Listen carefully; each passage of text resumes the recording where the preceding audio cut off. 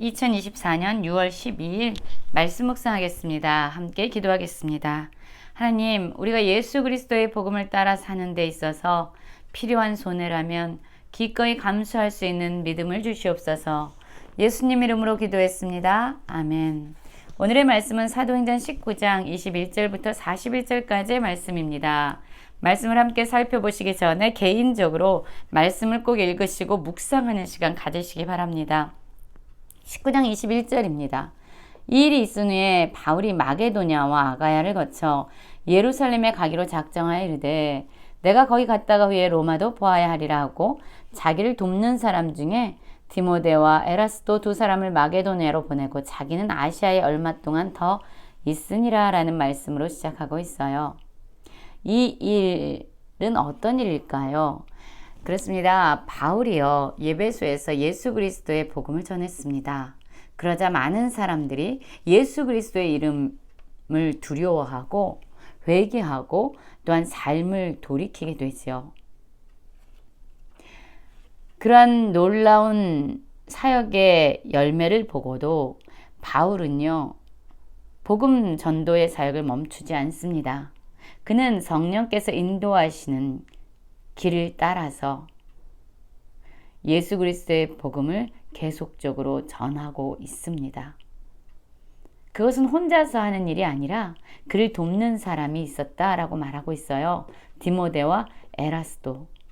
그렇습니다. 바울과 여러 사람들은 서로 도움을 주고 받으면서 예수 그리스도의 복음을 증거하고 있습니다. 바로 그때에 이 도, 예수 그리스도의 복음이죠. 그 도로 말미암아 적지 않은 소동이 있었다라고 말하고 있어요. 즉 데메드리오라 하는 어떤 은장색이 은으로 아데미의 신상 모형을 만들어 직공들에게 적지 않은 벌이를 하게 하더니 그가 그 직공들과 그러한 영업하는 자들을 모아 이르되 여러분도 알거니와 우리의 풍족한 생활이 이 생업에 있는데 이 바울이 에베소뿐 아니라 거의 전 아시아를 통하여 수많은 사람을 권유하여 말하되 사람의 손으로 만든 것들은 신이 아니라 하니 이는 그대들도 보고 들은 것이다 라고 말하고 있어요. 데메드리오라 하는 사람은요, 은으로 세공을 하는 사람이었습니다. 특별히 그가 만드는 것은 아데미 신상을 모형으로 만들어서 사람들에게 팔았죠. 그리고 그와 함께 일하고 있었던 직공들에게도 많은 수익을 얻게 했습니다. 그러니까 이 데메드리오라 하는 사람은 아데미 신상을 팔아서 많은 수익을 얻고 있었어요. 그런데 바울이 그 지역에 와서 예수 그리스도의 복음을 전한 것입니다. 그러자 어떤 일이 일어났습니까? 바울이 사람의 손으로 만든 것은 신이 아니라고 하는 이 복음이 전파되자 많은 사람들이 데메드리오와 직공들이 만든 아데미 신상을 사지 않는 겁니다. 그러면 결과적으로 그들의 벌이가 작아지게 되잖아요. 그러자 이 데메드리오는 사람들을 모아서 소동을 일으키는 거죠.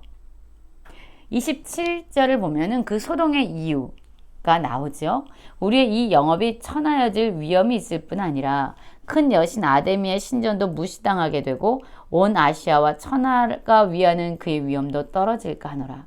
그렇습니다. 이 데메드리오는 마치 아데미 신전이 무시당하고 또한 천하가 위하는 아데미 신상의 위엄이 떨어질까 하여 이렇게 사람들을 모아서 지금 소동을 일으키는 것 같아요.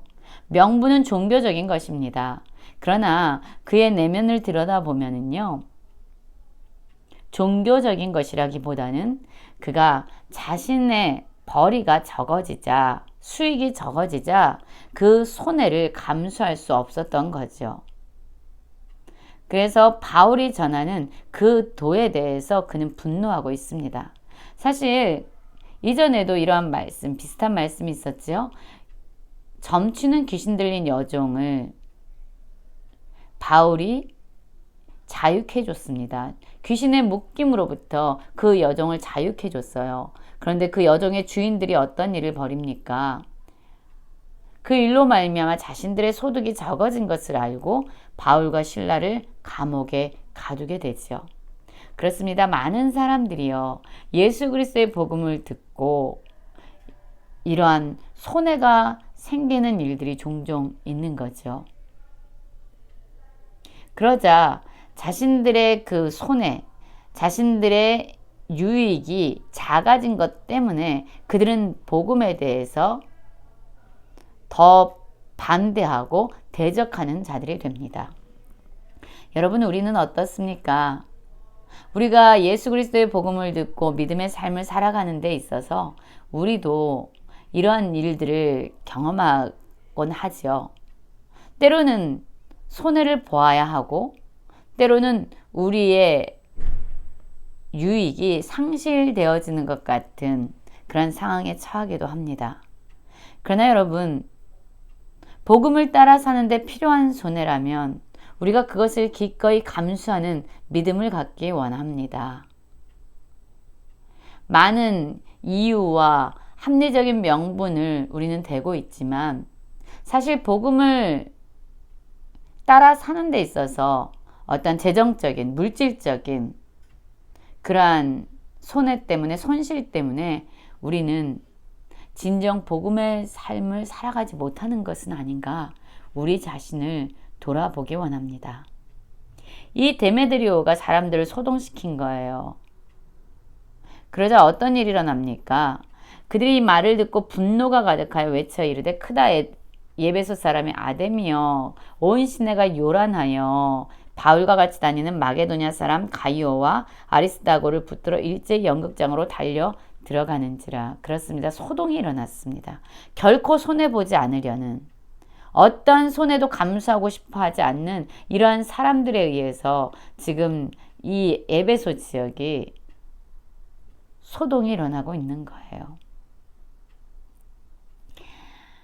그리고 몇몇 사람들은 바울도 그곳에 들어가려고 하자 그의 친구인 사람들이 그에게 통제해서 연극장에 들어가지 말라고 권합니다. 이 소동이 더 커질 것을 우려했던 거죠. 많은 사람들이 그 연극장에 모여 있습니다. 그런데 그 중에 어떤 사람들은 왜 자신이 그곳에 모였는지 깨닫지 못하는 사람도 있어요. 군중 심리에 의해서 그곳에 함께 참여해서 동요하고 있는 것이지요.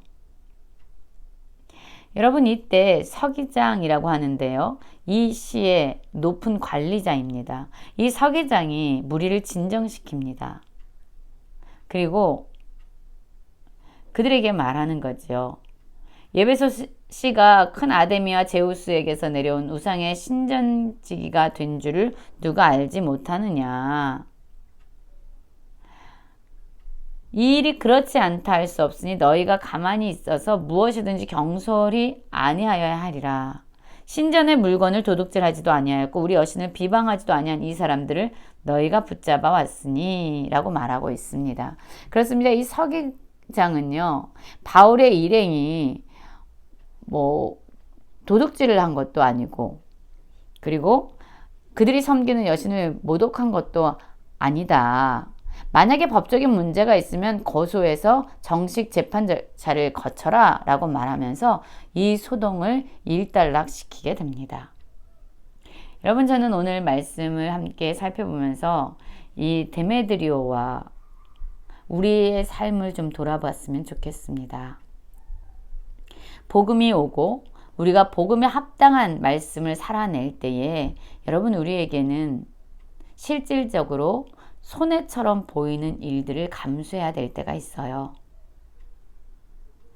많은 명분을 내세우지만 실제적으로 어떤 물질에 대한, 소유에 대한, 돈에 대한 그러한 헌신이 요구될 때도 있습니다. 그때 우리는 어떠한 삶을 살아가고 있습니까? 예수 그리스도의 복음에 따라 사는 데 있어서 필요한 손해가 있다면 여러분, 우리가 기꺼이 감수할 수 있는 진정한 믿음의 삶, 순종의 삶을 살아가는 우리 모두가 되기를 간절히 기도합니다.